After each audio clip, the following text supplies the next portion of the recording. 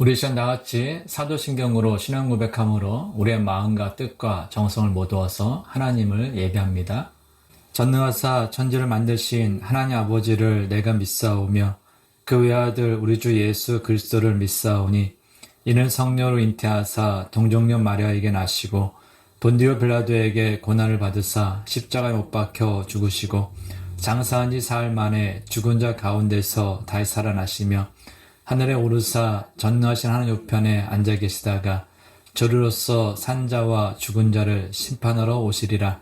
성령을 믿사오며 거룩한 공예와 성도가 서로 교통하는 것과 죄를 사하여 주시는 것과 몸이 다히 사는 것과 영원히 사는 것을 믿사옵나이다. 아멘.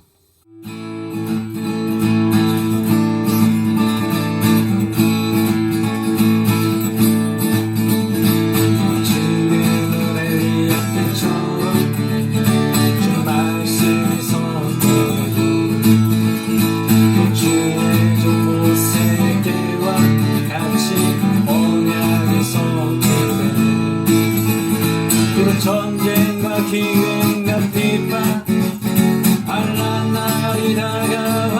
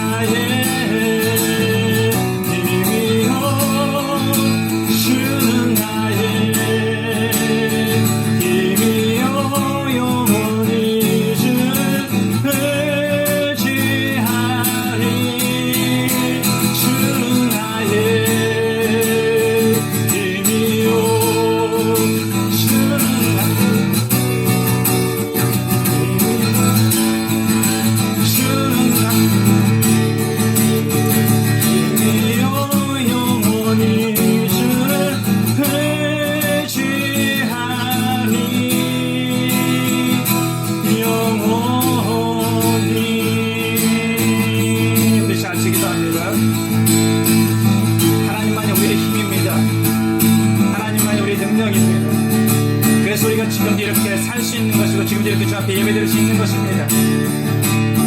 우리 시간 하나님께 기도할 때 우리의 힘이 되어주시는 그 하나님께 감사하며 그 하나님을 찬양하게 하시는 하나님께 감사하며 예배드릴 수 있게 하신 그 하나님께 감사하며 온전히 주 앞에 기도하겠다 하시기도 합니다. 살아계신 하나님 정말로 감사드립니다. 하나님께서 그 소리를 쏘시고 하나님 안에 소리가 진짜 이렇게 주님을 찬양하게 해주시고 하나님 예배하게 해주시고 하나님 기도하게 해주시고 정말 감사드립니다. 하나님께서 진짜 우리가 이 모든 것을 하시는 건 다 하나님께서 함께 하시기 때문입니다. 하나님께서 우리의 힘을 이루어주시고 하나님께서 우리의 힘을 이루어주시고 하나님께서 우리의 힘을 만들어 되어주시고 하나님께서 우리의 구원을 이루어주시기 때문입니다. 그러면 하나님의 신이시여 우리가 오늘 주님 앞에 감사함을 이루게 해주시옵소서. 기쁨으로 주를 찬양하게 해주소서. 존경과 능력에서 주께 생하신 것 해주시고 주께 베푸신 날 살 수 있는 저 될 수 있도록 주님 다시 간절하옵나이다. 하나님이시여 세상의 주님과 떠나는 지나가는 소리를 지를 가져라지 않게 하시옵소서. 낭만하지 않게 해주시옵소서. 포기하지 않게 해주시옵소서. 오늘 주를 믿는 것을 감사하게 해주시옵소서. 믿는 것을 신뢰할 수 있도록 주 앞에 하시는 하나님 주를 해주시옵소서. 이 시간 모두 주께 남겨주시옵소서. 하나님 아버지, 부족하고 어리석은 저희들을 있는 모습 그대로 사랑하시고 받아주시고 구원하여 주심을 감사합니다. 오늘도 주님께만 영광 돌리는 예배의 시간이 되게 하여 주옵소서. 9월의 마지막 주입니다. 세월이 흐를수록 저희에게 주어진 시간이 참으로 빨리 흘러감을 고백하게 됩니다. 흘러가는 시간 속에서 주님께서 허락하셨던 기회들을 무의미하게 보내지는 않았는지 되돌아보게 하옵소서. 그리고 말씀으로 주님께서 허락하신 시간을 지혜롭게 사용하게 하옵소서. 무엇보다도 어떤 상황 속에서도 저희들의 신앙이 나태하게 되지 않도록 붙잡아 주옵소서. 날마다 주님과 함께 오늘을 성실하게 살아가게 하옵소서. 화평의 하나님, 코로나와 그로 인한 락다운으로 인하여 분열되고 있는 이 땅을 긍휼히 여겨 주옵소서. 위정자들은 정부의 방침을 내세우며 락다운을 반대하는 사람들은 그들의 주장을 내세우며 서로 대치하고 있습니다.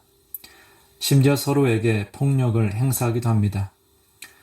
서로의 주장이 다른 것 같지만 결국에는 모두 생명을 위함입니다. 그러므로 서로 자신의 주장만을 내세우는 것이 아니라 자신과 다른 상대방의 소리에 귀 기울일 수 있는 여유와 지혜를 가지고 원만한 합의점을 찾을 수 있도록 도와주옵소서. 공동체를 무너뜨리는 것은 코로나라는 바이러스가 아니라 서로가 서로를 대적하며 나뉘어진 마음임을 깨닫게 하옵소서. 힘들고 어려울수록 서로 이해하고 하나 되어 한 마음으로 공동체를 세워가게 하옵소서. 지금의 위기가 건강한 공동체를 세워가는 축복의 디딤돌이 되게 하옵소서. 이제 주님께서 예배하신 말씀을 듣습니다. 이 시간 주님을 예배하는 모든 성도들의 마음과 귀를 열어주시사 주님의 말씀을 온전히 깨달아 알게 하시고 일상의 삶 가운데 실천하여 행함으로 하나님의 살아계심을 날마다 경험하게 하옵소서. 예수님의 이름으로 기도하옵나이다. 아멘.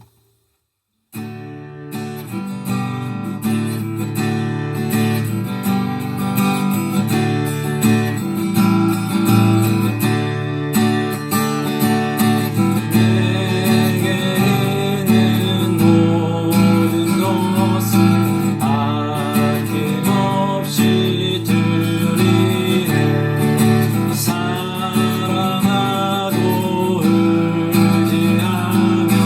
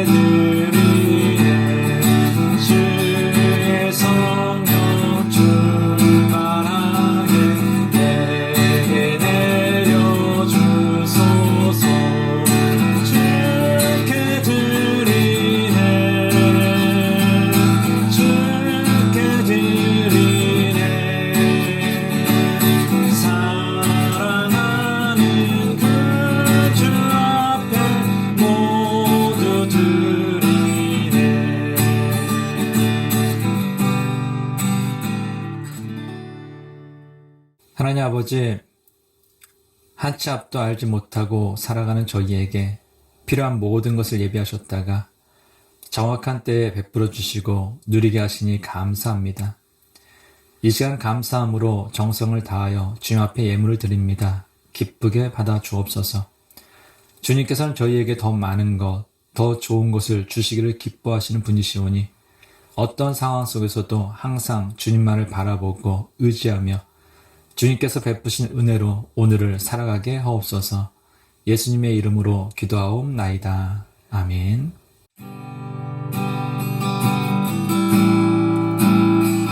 우리 시간 옆에 있는 가족들 축복하며 찬양합니다.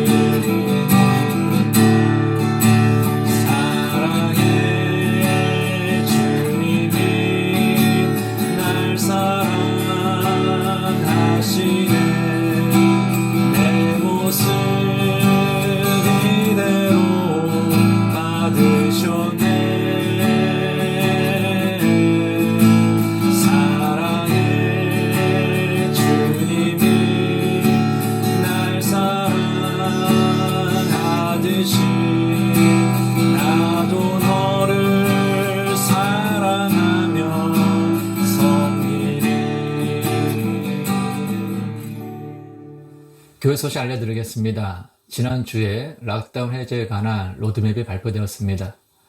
발표된 예상대로라면 11월 7일 주일에 교회에서 함께 모여 예배드릴 수 있을 것 같습니다. 계속해서 진행되는 상황을 지켜보며 성도님들 모두 정부 방침과 또한 개인 위생을 철저히 지켜 건강하시고 더 평안하시길 바랍니다. 또한 락다운 등에 대한 서로 반대되는 입장 때문에 지금 계속해서 데모가 일어나고 있습니다. 성도님들 모두 정부나 또한 시위하는 모든 사람들이나 원만한 합의점을 잘 찾을 수 있도록 기도해 주시기 부탁드립니다. 성경 말씀 함께 보겠습니다. 오늘 우리에게 주신 하나님 말씀은 구약 성경 느헤미야 2장 17절에서 20절 말씀입니다. 찾으셨으면 제가 봉독합니다. 후에 그들에게 이르기를 우리가 당한 공경은 너희도 보고 있는 바라.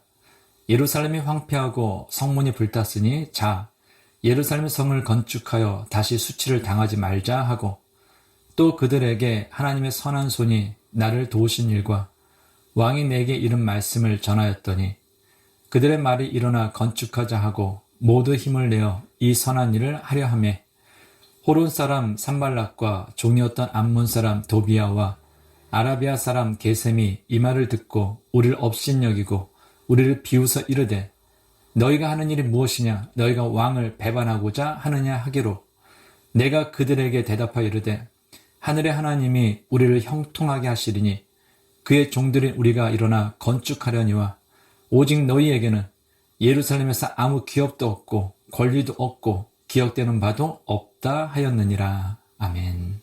오늘은 하나님이 우리를 형통하게 하십니다 라는 제목으로 하나님 말씀 대언하겠습니다. 느헤미야는 무너진 예루살렘 성벽 재건을 위하여 하나님께 기도하였습니다. 그리고 하나님께서는 느헤미야의 기도를 들으시고 당신의 선한 손으로 그를 도우셨습니다. 오늘 본문 9절입니다. 군대 장관과 마병을 보내어 나와 함께 하게 하시기로 내가 강 서쪽에 있는 총독들에게 이르러 왕의 조서를 전하였더니 아다사스다 왕은 느헤미야를 예루살렘에 보낼 때 군대 장관과 기마반까지 함께 보냈습니다. 느헤미야는 사실 그렇게까지 요구하지 않았습니다. 또한 왕이 그렇게까지 자신을 도와줄 거라 생각하지도 않았을 것입니다. 그러나 하나님께서는 왕을 통하여 느헤미야가 원했던 것보다 또한 기도했던 것보다 더 완벽하고 더 넉넉하게 그의 모든 필요를 채워주셨습니다. 이처럼 하나님께서는 당신을 믿고 의지하며 기도하는 사람에게 당신의 선한 손으로 도우시되 차고 넘치도록 넉넉하게 풍성하게 채워주시는 하나님이십니다. 99세에 아브라함을 찾아오신 하나님께서는 자신에 대하여 전능한 하나님이라고 소개하셨습니다. 창세기 17장 1절입니다. 아브라함이 99세 때에 여호와께서 아브라함에게 나타나서 그에게 이르시되 나는 전능한 하나님이라 너는 내 앞에서 행하여 완전하라. 아멘. 여기에 나오는 전능한 하나님이란 말은 히브리어로 엘샤다이입니다. 엘은 하나님이란 뜻이며 샤다이는 어머니의 젖가슴을 뜻합니다. 악의 모든 필요는 어머니의 가슴으로부터 나옵니다. 따라서 엘샤다이는 어머니의 젖가슴을 가진 능하신 자, 즉 모든 것을 풍성하게 채워주시는 전능하신 하나님이라는 뜻입니다. 이처럼 필요한 모든 것을 넉넉히 풍성하게 채워주시는 그 엘샤다이 하나님께서 99세의 아브라함에게 찾아오셨습니다. 그리고 다음같이 말씀하셨습니다. 창세기 17장 2절입니다. 내가 내 언약을 나와 너 사이에 두어 너를 크게 번성하게 하리라 하시니. 아멘. 이 말씀은 하나님께서 아브라함과 새로운 언약을 세우시겠다라는 뜻이 아닙니다. 이 말씀은 과거에 이미 세운 아브라함의 후사, 즉 아브라함의 뒤를 이을 아들을 주시겠다는 바로 그 언약을 지금 성취하시겠다라는 뜻입니다. 근데 현재 아브라함은 99세의 노인입니다. 그의 아내 사레 역시 89세의 노인입니다. 그들은 모두 나이가 많아 육체가 늙음으로 자식을 낳을 수 있다라는 소망, 기대는 이미 다 저버린 상태입니다.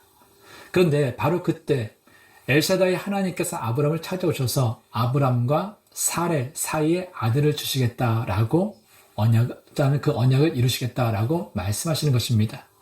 그리고 다음 해인 아브라함이 100세, 그의 아내 사라 90세에 그들이 사랑하는 아들 이삭을 낳습니다. 그들의 절망이 기쁨으로 바뀐 것입니다. 이처럼 우리 하나님은 엘샤다이, 우리의 필요를 채우시되 차고 넘치도록 풍성하게 넉넉히 채워주시는 하나님이십니다. 절망을 소망으로, 슬픔을 기쁨으로 바꿔주시는 하나님이십니다. 그러므로 우리는 인생을 살면서 특히 힘들고 어려울수록 하나님을 믿고 하나님을 의지하며 하나님께 기도해야 합니다. 그때 하나님께서는 당신의 선한 손으로 우리를 도우시되 차고 넘치도록 우리가 기도했던 것보다, 우리가 생각했던 것보다, 우리가 소망했던 것보다 더 풍성하게 채워주실 것입니다. 이전 느헤미야는 하나님의 은혜 가운데 아닥사드 왕이 내린 조서를 가지고 무사히 예루살렘에 도착하였습니다. 오늘 본문 11절, 12절입니다. 내가 예루살렘에 이르러 머무른 지 사흘 만에 내 하나님께서 예루살렘을 위해 무엇을 할 것인지 내 마음에 주신 것을 내가 아무에게도 말하지 아니하고 밤에 일어나 몇몇 사람과 함께 나갈새 내가 탄 짐승 외에는 다른 짐승이 없더라. 예루살렘에 도착한 느헤미야는 3일에 지난 밤중에 몇 사람을 데리고 예루살렘의 형편을 살펴보고자 순찰을 나갔습니다. 그러나 예루살렘의 상황은 그가 생각했던 것보다 훨씬 더 심각했습니다. 오늘 본문 13절입니다. 그 밤에 골짜기 문으로 나가서 용정으로 본문에 이르는 동안에 보니 예루살렘 성벽이 다 무너졌고 성문은 불탔더라. 당시 예루살렘은 바벨론 침략으로 오래전에 이미 모두 폐허가 되어 있었습니다. 그리고 느헤미야 시대로부터 약 90년 전인 BC 537년에 하나님께서 페르시아의 고레스 왕의 마음을 움직이셔서 스룹바벨을 통하여 예루살렘 성전을 재건하게 하셨습니다. 근데 그때 주변 족속들의 방해를 받아서 약 16년간 공사가 중단됩니다. 그리고 그때로부터 약 60년이 지난 BC 458년에 에스라가 지금의 아닥사스다 왕의 허락을 받아서 예루살렘 성벽을 재건하러 왔었습니다. 그러나 이때는 주변의 공격이 더 심했습니다. 결국 르흔과 심세라가 올린 거짓된 상소로 인해서 아닥사스다 왕은 예루살렘 성벽 재건을 중단하라라고 명령을 내립니다. 성벽이 없으니 이스라엘 재건을 시기하는 주변의 많은 민족들이 마을을 불태우고 사람들을 잡아가고 약탈했습니다. 그래서 예루살렘 사람들은 항상 적의 침해에 대한 두려움을 가지고 살았습니다. 그리고 그로부터 14년이 지난 지금 BC 444년에 무너진 예루살렘 성벽을 재건하기 위해 예루살렘에 온 느헤미야가 예루살렘 성벽을 돌아보고 있는 것입니다. 느헤미야는 골짜기로 내려왔습니다. 성벽은 다 무너졌고 성문은 불타 있는 그대로였습니다. 13절 하반절 말씀처럼 예루살렘 성벽이 다 무너졌고 성문은 불타 있었습니다. 제대로 된 것은 아무것도 없었습니다. 철저하게 무너져서 다시는 예전의 모습으로 돌아갈 수 없는 매우 절망적인 상황이었습니다. 오늘 보면 14절입니다. 앞으로 나아가 샘문과 왕의 못에 이르러서는 탄 짐승이 지나갈 곳이 없는지라. 또한 샘물과 왕의 문을 가봤더니 너무 비좁아서 말을 타고 갈 수 없을 정도였습니다. 말 한마디도 제대로 지나갈 수 없을 정도로 회파된 것입니다.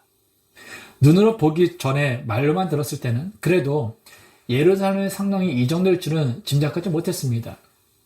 그래도 자신이 가서 예루살렘에 있는 사람들과 함께 뜻을 합하면 충분히 무너진 예루살렘 성벽을 재건할 수 있을 것이다 라고 생각했을 것입니다. 그런데 눈으로 본 예루살렘 현실은 참담한 그 자체였습니다. 가망이 없었습니다. 상황이 이러다 보면 대부분의 사람들은 포기합니다. 아, 이건 내 능력 밖이야, 일이야 라고 하면서 자기 변명을 하며 포기할 수 있습니다. 그런데 느헤미야는 그렇게 하지 않았습니다. 오늘 17절입니다. 후에 그들에게 이르기를 우리가 당한 공경은 너희도 보고 있는 바라. 예루살렘이 황폐하고 성문이 불탔으니 자 예루살렘 성을 건축하여 다시 수치를 당하지 말자 하고. 느헤미야는 말 한마디조차도 제대로 다닐 수 없을 정도로 황폐해진 예루살렘 모습을 보고 실망하거나 포기하지 않았습니다. 오히려 그는 예루살렘이 황폐하고 성문이 불탔으니 자 그럼 예루살렘 성을 건축하자라고 외쳤습니다. 무너졌으니 건축하자라는 것입니다. 무너졌으니 건축하는 것이 당연하다라는 것입니다. 프랑스의 대표적인 인상주의 화가인 오기스트 르누아르는 말년에 관절을 심하게 앓았습니다. 손이 비틀어지고 근육에 강한 경련이 일었습니다. 모든 동작 하나하나가 고통 그 자체였습니다. 그러나 르누아르는 손가락 끝으로 붓을 잡고 계속 그림을 그렸습니다. 그의 친구 마티스는 슬픈 눈으로 르누아르를 보았습니다. 그리고 그에게 이렇게 물었습니다. 왜 그런 고통 속에서도 그림을 고집하는가? 이에 대하여 르누아르는 미소를 지으며 다음같이 대답했습니다. 고통이 지나가면 아름다움이 남는다네. 그렇습니다. 희망은 수동적인 것이 아닙니다. 그것은 적극적인 태도의 문제입니다. 힘들다고 어렵다고 고통스럽다고 포기하면 희망은 없습니다. 포기하면 얻는 것은 아무것도 없습니다. 그러나 어떤 상황 속에서도 포기하지 않고 자신이 할 수 있는 최선을 다하면 아름다움이란 열매, 기쁨이란 열매, 소망이란 열매, 성장이라는 열매를 얻게 됩니다.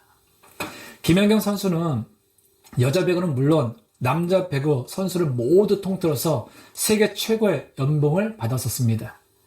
세계 주요 배구인들로부터 100년에 한 번 나올까 말까한 선수라는 최고의 찬사를 받는 선수입니다. 그런데 김연경 선수가 이처럼 최고의 선수라는 찬사를 받는 이유는 공격과 수비 모두를 잘하기 때문입니다. 그렇게 공격을 잘하는 선수가 수비도 잘하는 경우는 없기 때문입니다. 그런데 김연경 선수가 이처럼 공격과 수비 모두 잘하는 선수가 될 수 있었던 것은 신체적인 열악한 상황 속에서도 포기하지 않았기 때문입니다. 어린 시절 김연경 선수는 키가 작았을 뿐만 아니라 몸도 가냘프고 균형도 맞지 않아서 달리기를 잘하지 못했다고 합니다. 그래서 뛰다 보면 어느새 맨 뒤로 뒤쳐져 앞에서 뛰는 동료들이 보이지 않고 어둠 속에서 혼자 뛰는 경우가 대부분이었다라고 합니다. 죽어라 달려도 키 큰 동료 선수들과 또 후배들을 따라잡을 수 없었고 숨이 참 멈춰도 어느 누구도 끌어주거나 기다려주는 사람이 없었습니다. 텅 빈 운동장에서 철저히 외로움을 느끼고 때론 어둠 속에서 자신의 발자국 소리만 들리는 혼자 뛰는 그 운동장이 어린 그녀에겐 매우 힘들고 무섭다라고 합니다. 몸만 힘든 것이 아니라 후보 선수로서 이대로 끝날 것 같은 상황이 그녀를 더욱더 절망적으로 했습니다. 죽어라 노력해도 아무것도 달라지지 않을 것 같은 불안함, 아무도 기억해주지 않는 사람으로 끝나버리는 것은 아닐까 하는 절망이 어린 그녀를 괴롭혔습니다. 그러나 그녀는 포기하지 않았습니다. 보이는 것이 없어도, 끌어주는 이가 없어도, 아무도 봐준 사람이 없어도, 함께 달리는 동료가 없어도 춥고 무섭고 몸은 지치고 힘들었지만 그녀는 계속 달렸습니다.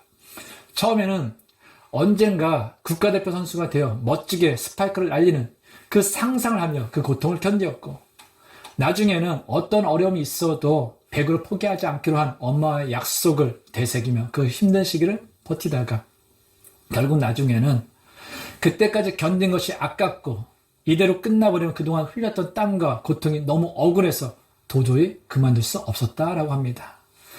김연경 선수는 그의 자전적 에세이인 아직 끝이 아니다 라는 에세이에서 그 서문에 다음같이 기록하고 있습니다. 내가 지치지 않고 여기까지 올 수 있었던 건 뒤로 물러서지 않고 계속 앞으로 나아갔기 때문이다. 거대한 벽을 만나는 순간에도 도망치지 않고 부딪히며 결국에는 나를 한 단계 성장을 시키는 단단한 계단으로 만들었다. 이처럼 김연경 선수는 키도 작고 몸도 갸냘프고 균형도 맞지 않아 달리기도 잘하지 못했지만 포기하지 않고 자신이 할 수 있는 모든 일에 자신이 할 수 있는 것을 최선을 다했습니다. 그러다가 갑자기 키도 크고 체력도 좋아지면서 지금처럼 공격도 잘하고 수비도 잘하는 선수가 되었다라는 것입니다. 불가능하다고 포기하면 얻는 것은 절망과 후회 외에는 없습니다. 그러나 어떤 상황 속에서도 포기하지 않으면 결국에는 그에 합당한 열매를 맺게 됩니다. 느헤미야가 바로 그와 같은 사람이었습니다. 그는 성벽이 무너지고 성문이 불탄 현실을 보았기 때문에 다시 건축하는 것이 당연하다라고 생각했습니다.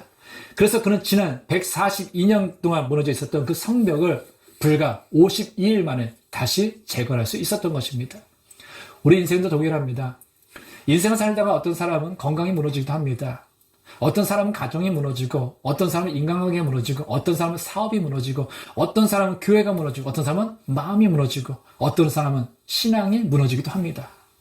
그러나 무너진 현실 가운데 우리들이 취할 태도는 무너졌으니 포기하자가 아니라 무너졌으니 다시 재건하자, 무너졌으니 건축하자라는 긍정적인 태도, 적극적인 태도를 가져야 한다라는 것입니다. 그때 나를 돕는 손길들이 주변에 모이게 됩니다. 오늘 보면 18절입니다. 또 그들에게 하나님의 선한 손이 나를 도우신 일과 왕이 내게 이런 말씀을 전하였더니 그들의 말이 일어나 건축하자 하고 모두 힘을 내어 이 선한 일을 하려 하매. 느헤미야가 예루살렘 성벽이 무너졌으니 우리 힘을 합쳐 다시 건축하자라고 외치자. 주변에 있던 예루살렘 사람들 모두가 힘을 내어 그래 일어나 우리 함께 건축하자라고 화답하였습니다. 그런데 사실 지금 예루살렘 사람들은 깊은 절망감에 빠져 있었습니다. 왜냐하면 2차 포로 귀환을 이끄는 에스라의 성벽 재건하다가 갑자기 중단되었기 때문입니다. 사람들은 무너진 성벽과 불탄 성문을 바라보며 눈물을 흘리고 가슴 아파했습니다. 또한 방해꾼들이 나타나 왕에게 예루살렘 사람들이 반란을 일으키기 위해 성벽을 재건한다라고 모함했습니다. 그러내 왕이 친서를 내려 성벽 건축을 중단하게 했습니다. 이런 과정을 거치면서 예루살렘 사람 마음속에서는 실패에 대한 상처와 절망감이 있었습니다. 아무리 애써도 안 된다는 그 절망감이 그들을 애워싸고 있었습니다. 그런데 좌절감과 절망 가운데 있던 그들이 변했습니다. 일어나 건축하자 라고 힘을 내고 있습니다. 이유가 무엇입니까? 무너졌으니 건축하자라는 그 느헤미야의 한마디 때문이었습니다. 할 수 있다는 느헤미야의 생각과 그 행동이 깊은 절망감과 좌절감에 빠져 있었던 예루살렘들의 마음에 다시금 할 수 있다라는 믿음과 용기를 준 것입니다. 하나님께서 우리로 하여금 혼자 살지 않게 하시고 함께 더불어 살게 하신 이유는 즐거운 일이 있을 때는 함께 즐거워하고 슬픈 일이 있을 때는 함께 슬퍼하며 위로하고 격려해 주기를 원하셨기 때문입니다. 그런데 어떤 사람들은 다른 사람들이 즐거워하면 속으로 배 아파하고 다른 사람들이 슬퍼하면 속으로 웃는 경우가 있습니다. 그런데 이런 사람들이 많아지면 그 공동체는 아무리 우뚝 섰다 할지라도 결국 언젠가는 무너질 수밖에 없습니다. 그러나 아무리 힘들고 어려운 상황이라 할지라도 함께하며 위로하고 우리 다시 한번 해보자고 격려하는 그 사람들이 많아진다면 그 공동체는 결국 다시 일어설 수 있습니다. 오히려 이전보다 더욱더 단단해질 수 있습니다. 그러고 우리는 힘들고 어려울 때일수록 나만 힘들고 어려운 것이 아니라 내 주변에 힘들고 어려운 사람들이 있음을 기억함으로 우리는 그들을 위해서 중보 기도하는 사람이 되어야 합니다. 말이라도 그들에게 따뜻하고 격려하고 믿음의 말, 소망의 말을 해야 된다라는 것입니다. 그럴 때 우리는 진정 하나님 안에서 함께 더불어 살며 무너진 공동체를 다시 일으켜 세우며 든든한 공동체, 아름다운 공동체를 만들 수 있을 것입니다. 이처럼 다시 힘을 합해 무너진 성벽을 건축하자는 좋은 분위기가 이루어졌음에도 불구하고 장애물은 여전히 있었습니다. 어떻게든 하나님의 일을 방해하려는 악한 세력은 언제나 존재하기 때문입니다. 오늘 본문 19절입니다. 호론 사람 산발락과 종이었던 암몬 사람 도비아와 아라비아 사람 게셈이 이 말을 듣고 우리를 업신여기고 우리를 비웃어 이르되 너희가 하는 일이 무엇이냐? 너희가 왕을 배반하고자 하느냐 하기로. 호론 사람 산발락, 암몬 사람 도비아, 아라비아 사람 게셈, 이들은 모두 예루살렘 주변에 위치한 지역을 다스리는 총독들이었습니다. 이들은 황폐화된 예루살렘이 성벽 재건을 통해 다시 회복된다면 그들이 다스리는 지역에 심각한 위협이 될 것이라 생각했습니다. 그래서 그들은 무너진 예루살렘 성벽을 다시 재건하고자 하는 느헤미야와 예루살렘 사람들을 업신여기고 비웃으며 협박했습니다. 에스라가 성벽을 재건하려 할 때도 르음과 심사라는 사람이 아닥사스다 왕에게 에스라가 이끄는 무리에서 반란의 위협이 있다라는 거짓 상소를 올림으로 공사가 중단되었습니다. 그런데 또다시 산발락과 도비아와 게셈이 거짓말을 만들어 모함하며 느헤미야와 예루살렘 사람들의 성벽 재건의 꿈을 짓밟으려고 하고 있는 것입니다.